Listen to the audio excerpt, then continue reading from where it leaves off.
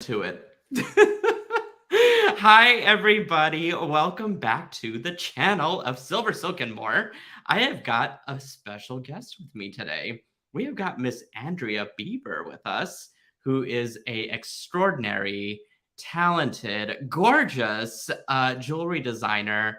You've got such an outstanding resume behind you under the belt, and I want to know more about you, and so maybe you can give our YouTube and the Facebook folks over who you are and a little bit about you.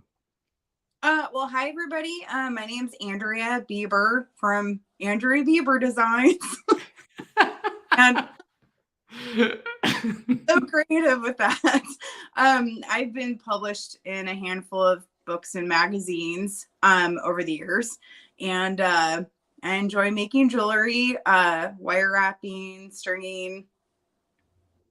I think you're so talented. We were talking a little bit before this video had started about how we both approach design. I think you're kind of describing how I do it, but I would echo the same things, which the word that stuck out to me is fluidity in your design and the way that you compose your materials, and you manage to really, like, I don't know, bring something new to the piece that you're putting stuff together with. And I've always found that fascinating. You have such a great library over on Instagram.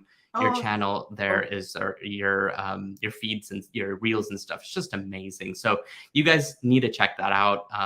You can find that at, I have it written down, and Instagram.com, Andria Bieber Designs.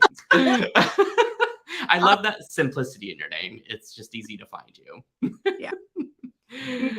Into Google, you're like, whoa, dang, she's everywhere. That's a good thing. I think that's a great thing.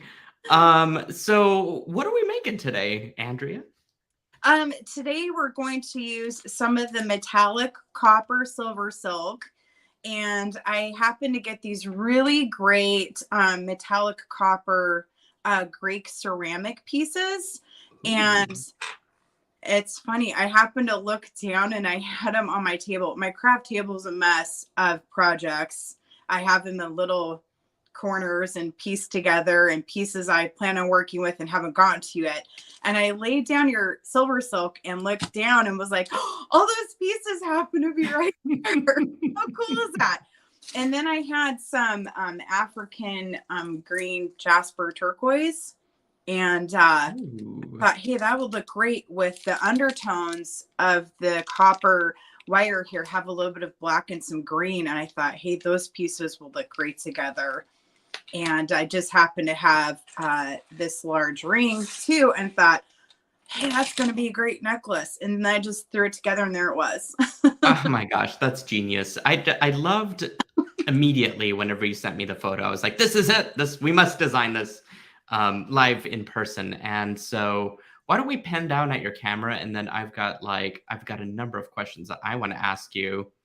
And of course, our folks out there can also tune in with their questions in case they want to ask anything. But real quick, as Andria adjusts her camera, I'm going to let you know where you can find some of her work.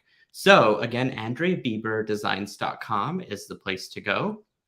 You'll also want to hit up, I'm going to mute you for just a second as you adjust. It's all good. And then you'll want to find her on Facebook at Andria Bieber Designs. There you can also find her on Pinterest and over on YouTube, if you guys wouldn't mind giving her some big silky love at Andria Bieber Designs and subscribe to her channel.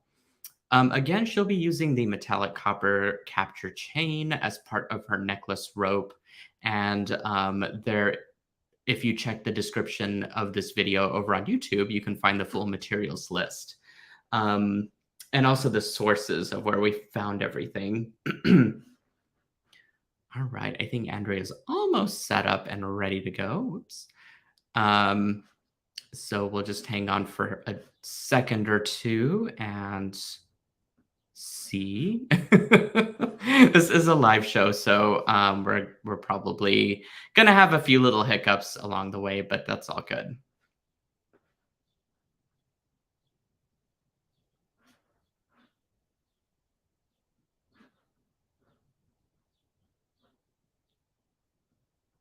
Okay. I think Andrea's almost ready.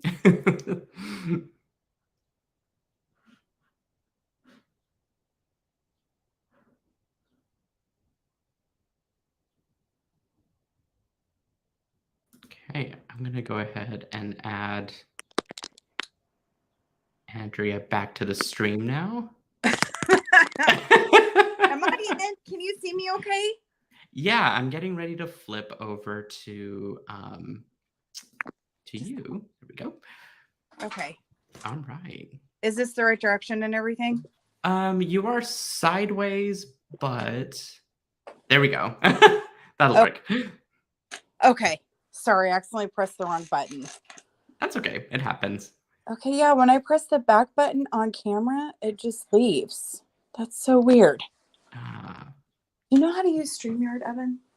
No. Okay, that's all right. We're just going to wing it. Can you see me okay? Yeah, we can see you just fine. Okay. That's so weird. I'm so sorry. It like just shrunk and I'm like at half of the little teeny tiny screen and I don't know how to get out of it.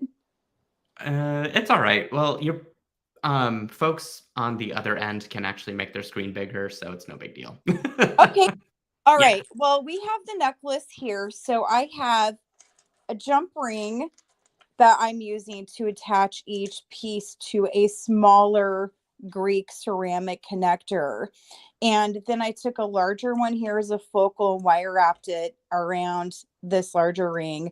And then for fun detail, I just have some smaller jump rings in between each bead. That way it kind of adds some texture, but it also separates it out. And then I connected everything with a larger ceramic bead. I'm not sure what this shape is called. It's kind of like a that's what I was just gonna say. It reminds me of the bicone, but it's a little bit more pyramid-esque. Yeah. And so I thought it would be fun as like a connector portion. And then I also tied in some smaller green turquoise here, as you know, a little bit more texture again. And then it also ties in these beads down here, which are also on the top. So everything color coordinates and also coordinates with beads together. And then since I made this a multi-strand necklace, I also have this stone on the interior strand of the necklace to tie in with the base. And for this one, I'm using a double strand Silversilk connector. It comes in a package like this with different colors, and it has an opening for 2 strands, and then you just pinch it together. And so with this, I brought 2 strands of the metallic silver chain together, and I just shortened the interior strand by 1 inch. That way they lay close together, so it's complementary, but there's also space between each side, between each layer for beads. Ooh, I love that they're both essentially simpler. It's just the pendant really transforms that longer strand into something that is a showstopper. Definitely. Okay, so I'm going to show you how we make this. So I'm going to go ahead and start with some chain. And I am out of the double strand for the copper. So, but I have it in black metal, which will work just fine. So for starters, you take out your chain, and I'm going to demonstrate how I use the double connector here. So you go ahead and you insert in one at a time. And while you're doing this, you want to hold both pieces in nice and tight so that way they don't pop off the top, kind of like that. You want to hold it, you want to make sure they stay in there and they're flush with the back of the holder here. And then I just grabbed my chain nose pliers and I pinched this close. And you don't have to pinch too hard.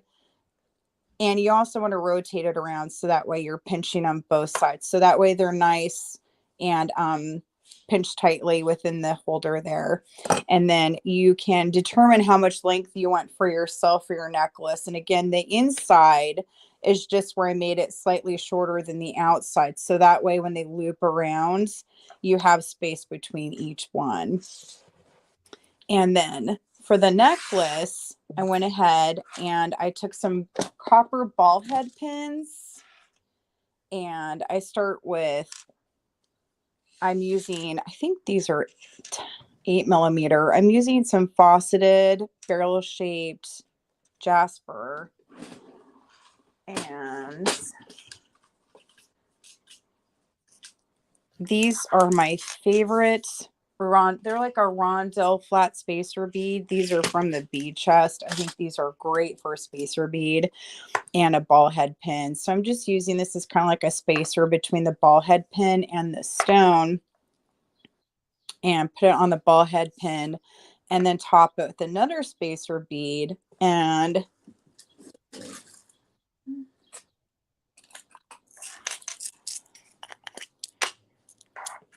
I'm going to top it with a 3mm faceted jasper stone as well. And so this is kind of like how the dangle is on each one. And then I just wire up the top. What's your favorite gemstone to work with? You know, I don't have one. I like them all. That's my problem. I have a favorite because I enjoy all of them. Like, I might be in the mood for moonstone one day or amethyst another.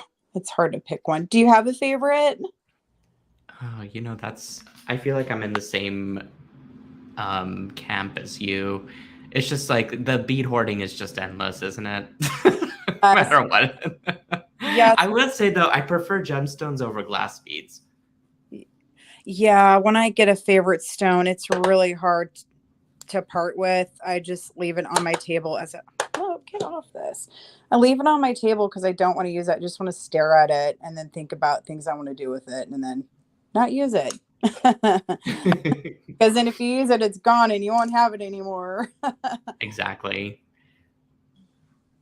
I'm wondering if we can see the technique that you use to wire wrap. It might be one of those things where you have to kind of get a little closer to the camera too, if it's comfortable for you. Sure. I'm trying to. Oh, is this zoom in when I do this for you too? It does not. It doesn't. I think it requires just physically moving it closer. If you're able to. Oh, that's so much better. Yeah. Better. Okay. Mm-hmm. I need to fix my camera settings. Sorry about that. You're good. Sure. Okay. So we're going to do this guy again. Okay. So I am self-taught. I think I might wire up a little different from other people, but it works great for me. So I do it at like an angle. I rotate my wire over, and then I rotate my round nose pliers at an angle. I don't know if you can see that or not. And then I go back over the top and I hold everything still at an angle, but that forms a loop. Oh, that's so fascinating. I think you're the first person I've ever seen it do it that way. So that's kind of cool. And it's so different, but it works. I've had other people tell me that too. I'm like, hey, but yeah, it works. So then that's how I make my loop at the top. Yeah, and then you just wrap that around and it does a thing. That's fascinating. Yeah, it's funny. I thought that's how we were supposed to do it until somebody told me one time, oh, you do it different. I was like, I do? I had no idea. There's no real right or wrong way, is there, though? Because as long as the result is the same. Yeah, it all looks the same at the end of the day. I've been doing it like this for like 10 years. Nice. And then, yeah, I just make sure that my wire is completely flush with everything and pinch it and tuck it in.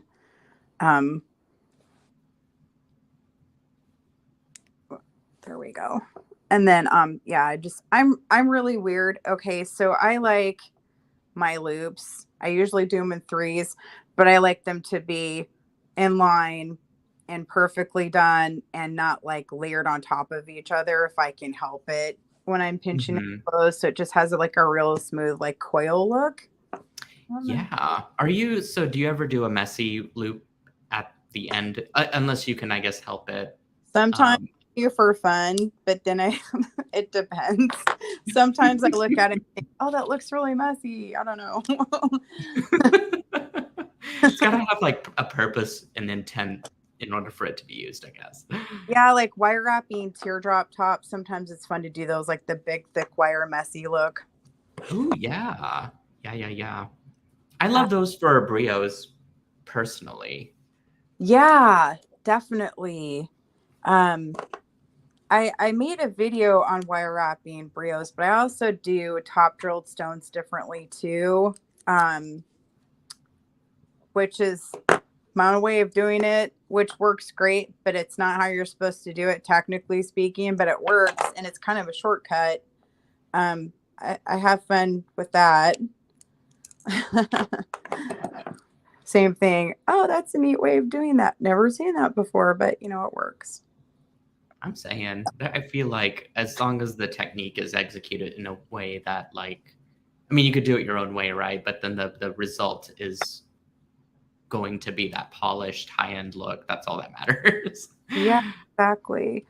Oh my gosh. I hate it when I'm nervous on camera. I get on camera and I'm immediately like, bleh. Okay. So for this one, I'm attaching this to these really cool like Greek rondelle components. These are, I'm thinking probably like 6 or 8 millimeter. All of these Greek pieces, by the way, come from Lima beads, I'm and obsessed with them. They are so cool and organic looking. yeah, these beads are amazing. They come in like a green patina and silver and copper. They have lots of different Oh, colors beautiful. to choose from. So for these ones, I did copper. Doesn't want to go on there, does it? Of course not, because people are watching, and it's like, no, I'm not going to cooperate. I'll just get a different jump ring out. I'm using 6 millimeter copper jump rings for this one. And so you're just looping it into the well, you're attaching the dangle and then that to the actual Yeah, spacer. Okay. yeah, God. this Greek ceramic guy, and Yeah. just attach it on there, and then you have a nice little dangle. And you know what? This would be fun too. You could add another one to the top, and instead of turning it to a necklace, you can make it to a pair of earrings Earrings. or Yes. to a different kind of drop. Like here, Mm-hmm. really quick. I'm having a good time now. So you could take something completely different, Oh, that's make gorgeous. out of it. Yes. And for this one, I'm using a thinner gauge copper wire for this one. And then again, I just went to the top again, and then I connected it to this larger jump ring. So you can go all the way around the jump ring, and then you're forming basically a tassel out of gemstones and these fun Greek connectors. When you say thinner jump ring, are we talking like a 20 gauge, 22 gauge? I'm thinking this is 24. It feels like it's a 24 gauge. Oh, wow. And Okay. thicker ones I'm using, these are 20 gauge, and they're slightly smaller. Mm-hmm. I'm using the thicker ones to go in between the drops on the ring itself. And then I use the thinner ones to connect all of the pieces together. Oh, right on. Okay. I see the trickery now. Yeah, That's I like amazing. thicker ones because they take up a little bit more space on the Yeah. pendant and add a little bit more definition. And how many did you put between each dangle again? I have 3. 3. Okay. So I have the one connector, I have 3 loose, and then I have the next one. So 3 in between. It I love gives the space between each of the Greek pieces here. When I put 3, I did it deliberately so that way they would hang without banging into each other too much. Gotcha. That's very clever. So like the more jump rings you use, it would just essentially look a little bit wider. Um, but I think you did the appropriate amount of space for accounting for the ceramic piece. That's probably where you got the 3 from. Yeah, when I'm doing pieces, I try to balance out space and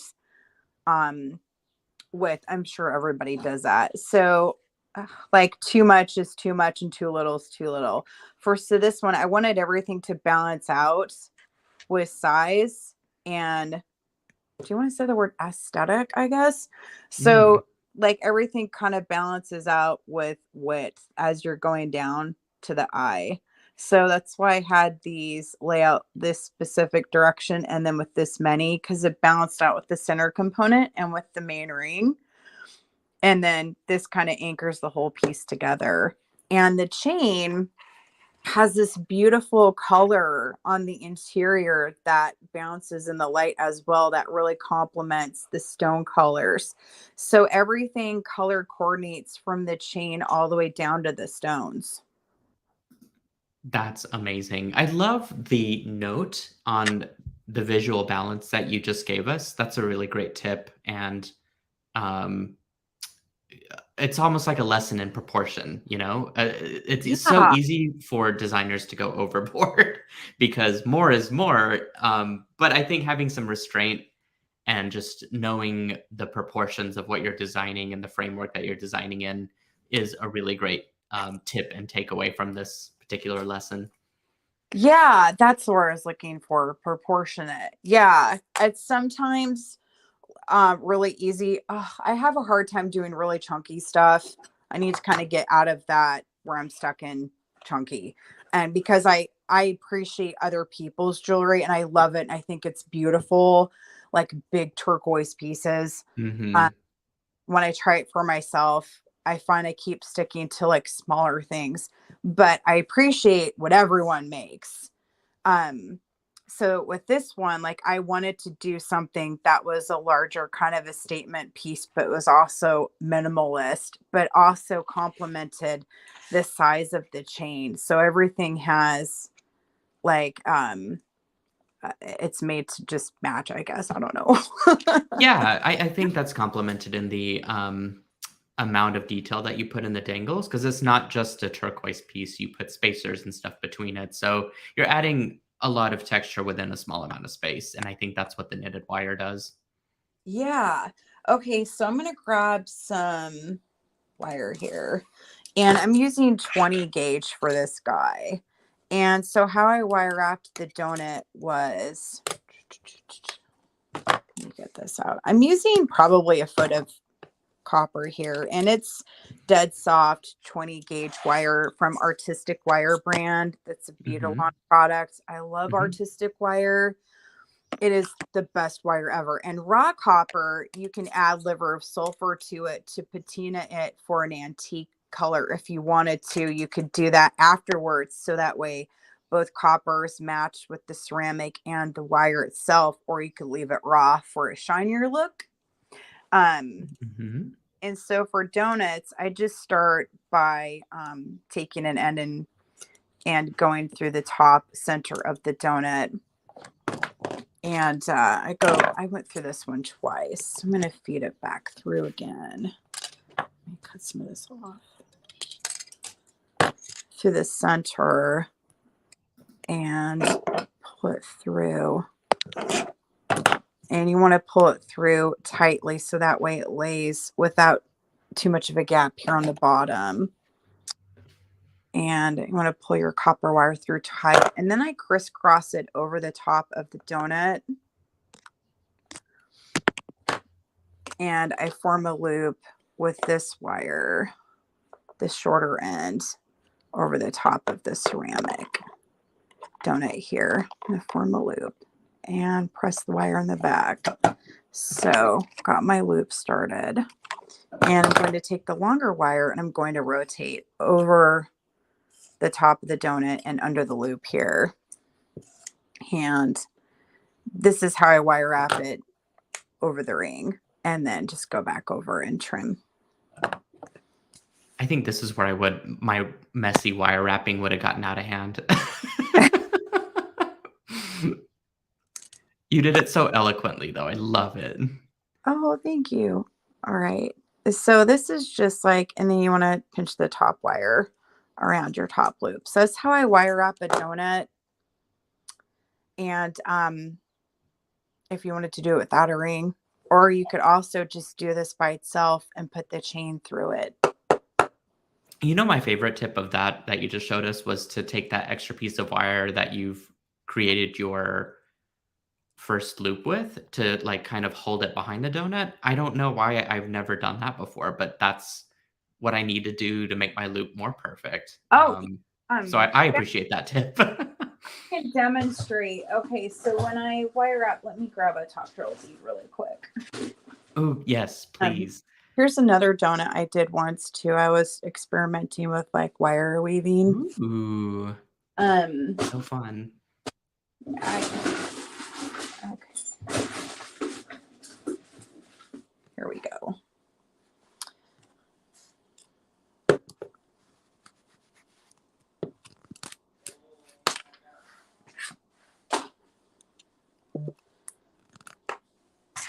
Sorry, I'm actually getting what's on this currently off.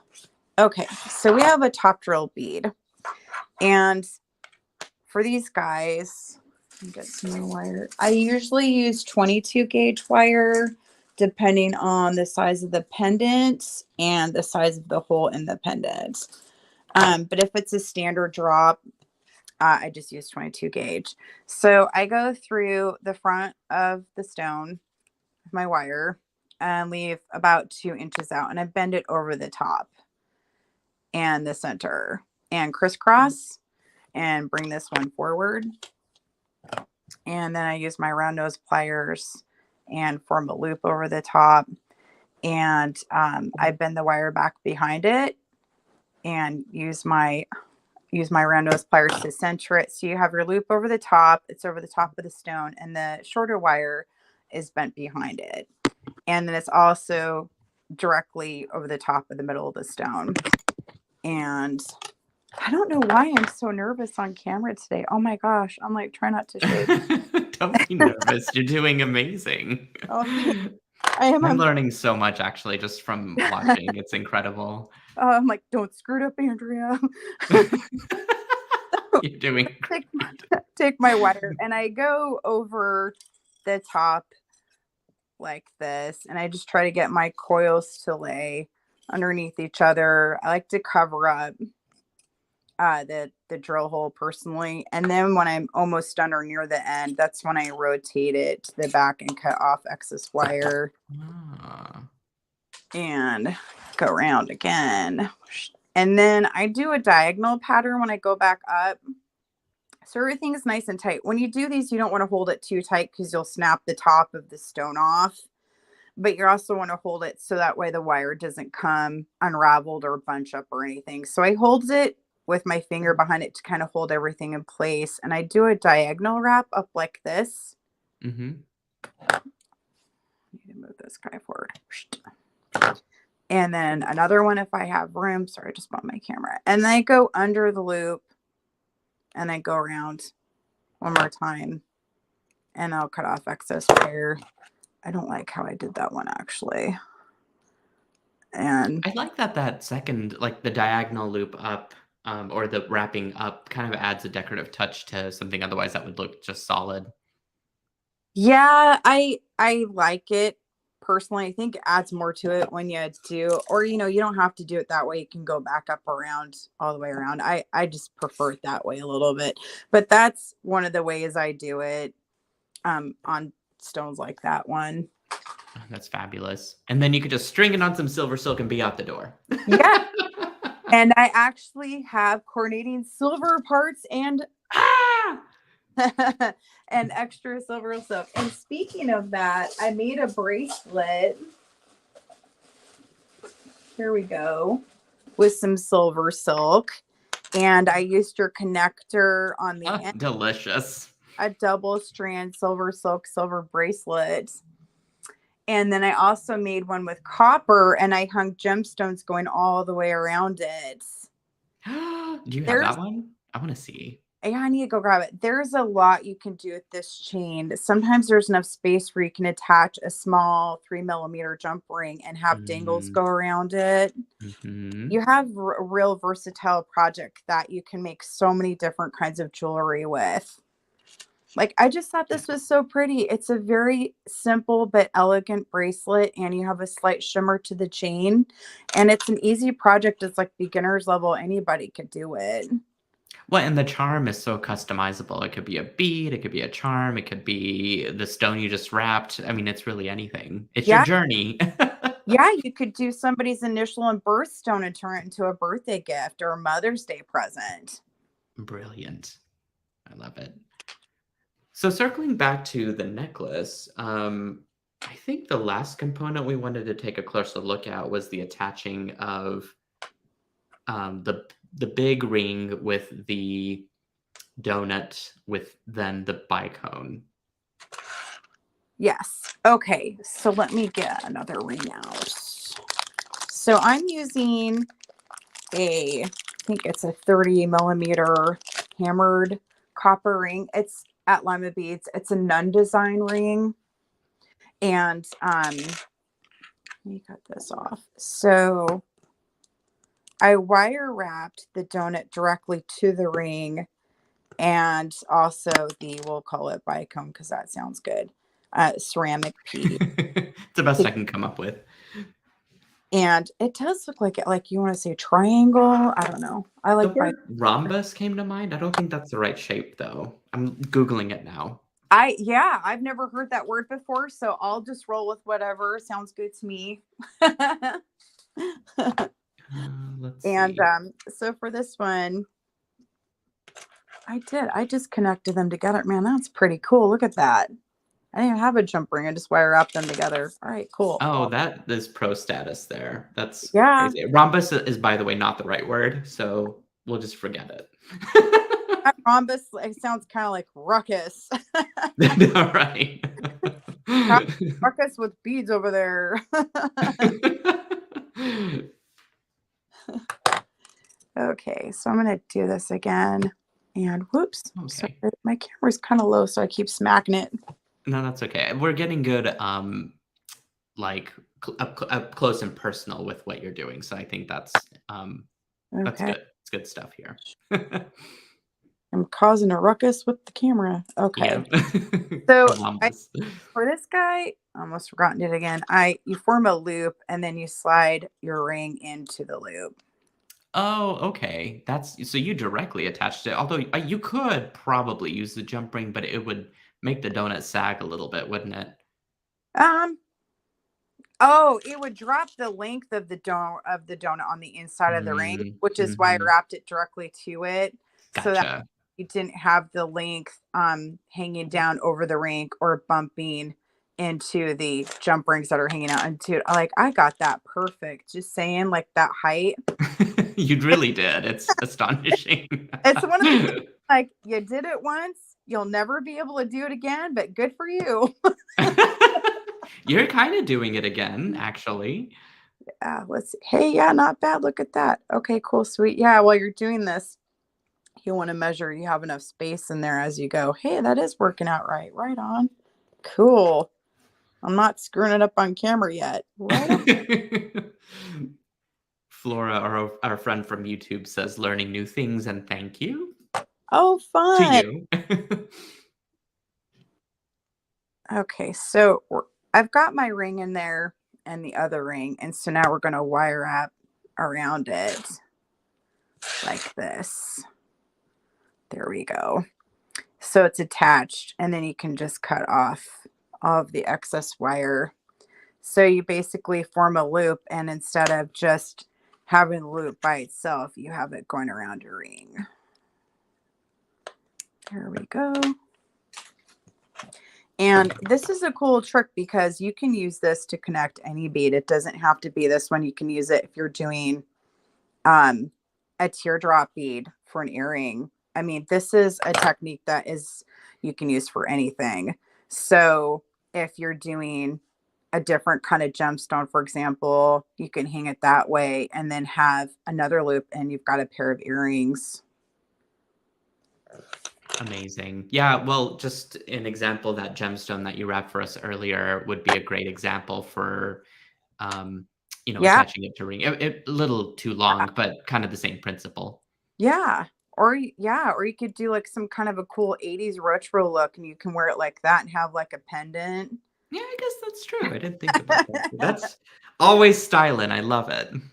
I don't know if you were alive in the 80s, but I was. I was born in 86, if that tells you anything. So Okay. sort of in new to me at that time. Okay. I was more of a 90s kid. Aw. Okay. Loved the 90s. So the 90s were fun. They had great music in the 90s. Hmm. 80s, yeah, 70s. Okay, so when this is done, how I formed the top loop is I made this a larger loop so that way I'd have room for the wire to go through it and form a second one. So for this one, you just want to, did I leave enough wire this time or no? Let me see. Let's see if I can pinch it out. Sorry if you can hear background sound. Oh, you're good. I actually can't hear much at all. Oh, okay. It's like my son got home from school and he's on his computer. Ah. Okay. I didn't leave enough wire this time. No, that's okay. We'll do it again. So That's okay. we're learning that when we do these things, we leave enough wire. Yay. Beading is all about trial and error and doing things again until we get it right. Well, and I think it is kind of a unknown whenever you're working directly on your round nose pliers and trying to think of all the things to stuff within the loop. Because I run into that a lot myself and have to then, rework the entire wire wrapping again.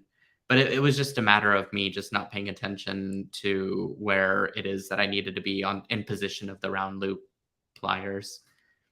Right. Like what part of the barrel you're in, the small part or the Yeah, exactly. yeah.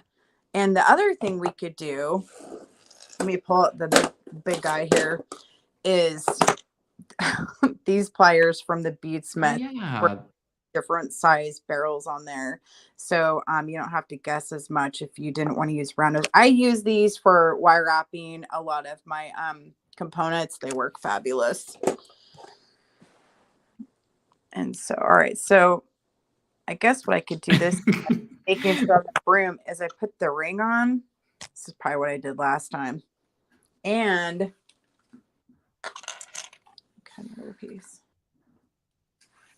I'm laughing at some of these comments because everyone's children are older than I am, is what I'm getting. And then you have enough room. And then, yes, I have enough room for my wire. So this is a way to go. Yeah, I'm a child of the 70s. I'm old.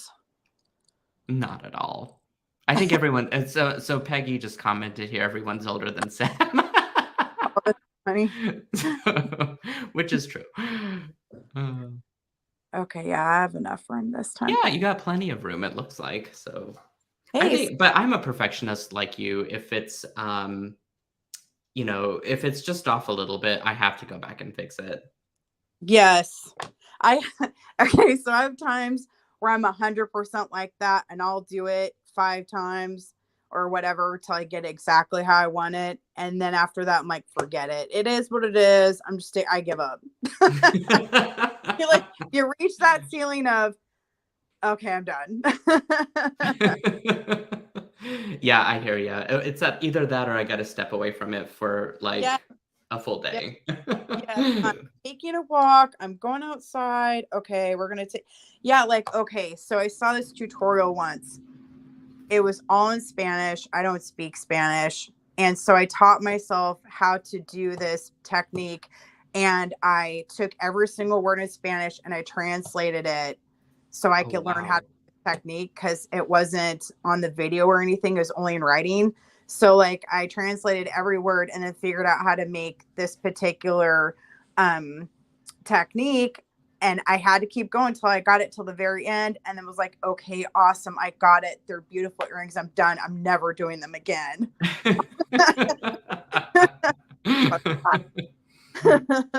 I completely understand.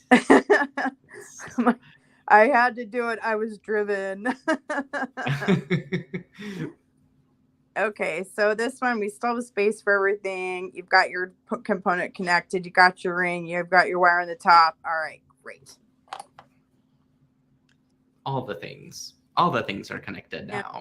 one, since I don't have another bead like this one, I'm just going to use a different one. And you just need a few inches. You want to curve your wire around your round nose pliers, and you want to have your long portion, your stem for your beading. And then you want to form another loop. And sometimes this is a little tricky because you need a loop, but you also have this hanging, and then you also need to have this part up there. And okay, here we go. I'm going to hold it in place here with my chain nose pliers. And I need to get these nylon pliers out. Nylon pliers. It's amazing how many tools you need when you make jewelry. But I love each and every one of them. It's just, I nerd out over the tools. There are so many fabulous tools out there. And then I'm OCD because then I have to have every tool like from the same company that all matches, have the same aesthetic. It's ridiculous. Oh, no, I went through a hammer phase for a little while and had like 45 different hammers until I had to sit down and talk with myself.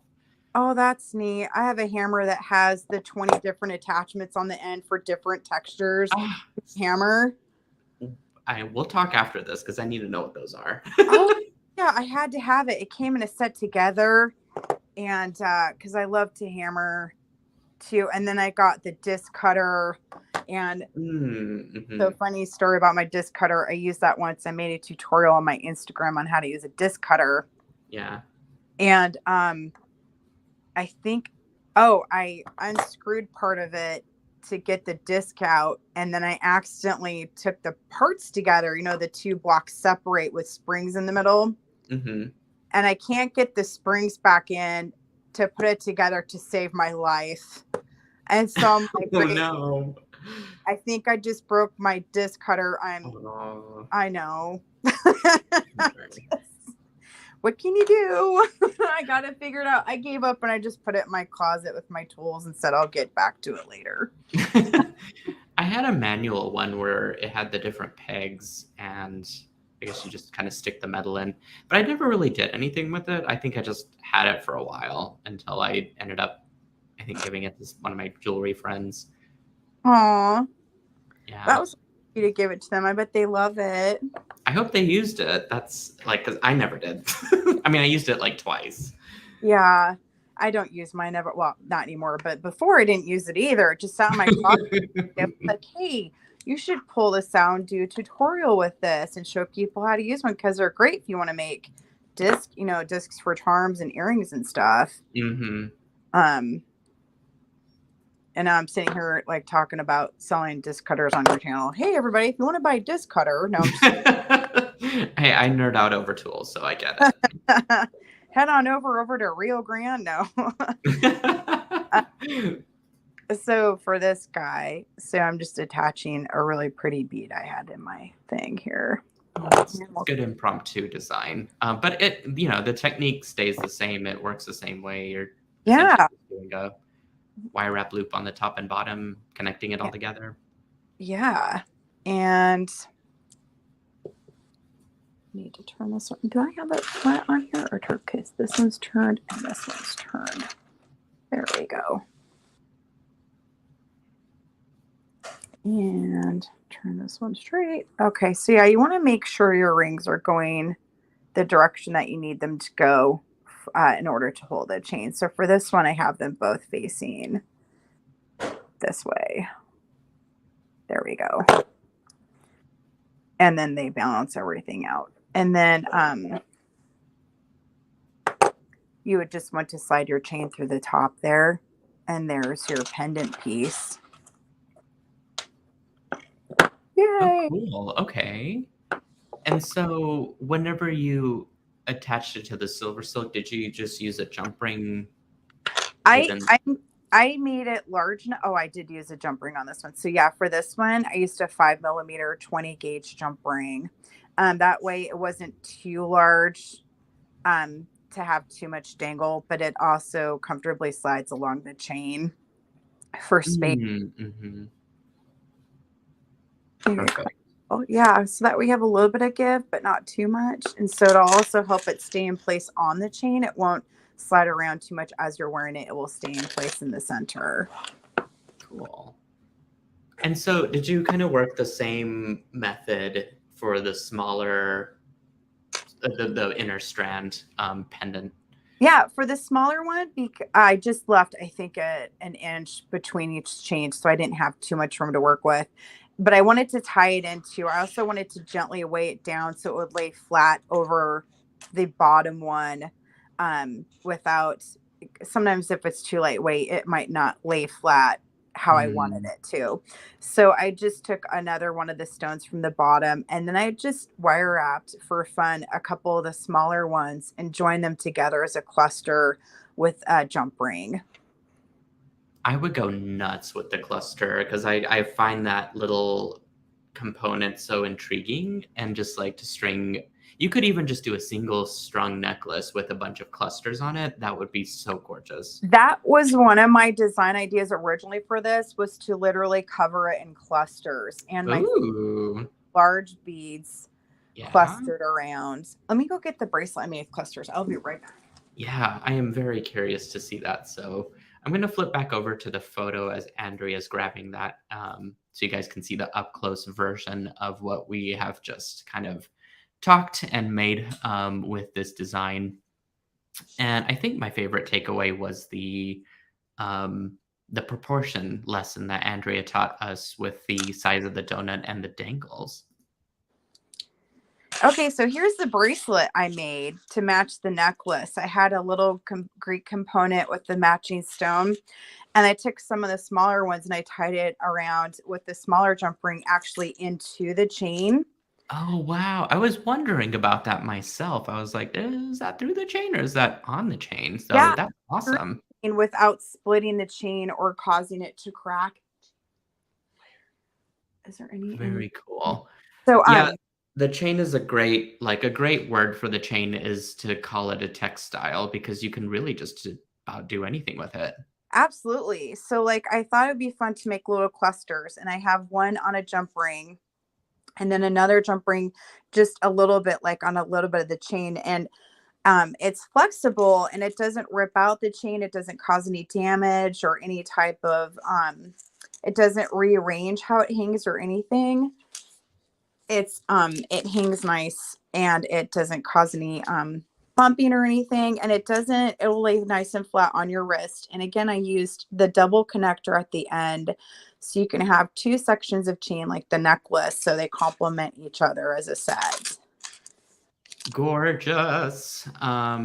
If you want to flip back around to your gorgeous face, I think we've, unless you have anything else that you want to show and tell at this particular view. No, unless anyone has any questions before I rotate it back around, if I can show something. I don't believe we've gotten any questions on anything extra outside of what I've already asked, at least throughout the show. So I think we're in good shape. Okay. All right. I'm going to rotate my camera back. The wire wrapping was the coolest because I've just never seen a technique like that executed, and you just did it so brilliantly. So I was pretty intrigued with that. Let's do this. There you are. Yay! Oh my gosh. Thank you so much for showing us some really cool techniques and ideas, and your a view inside of your design brain, which is for me so fascinating.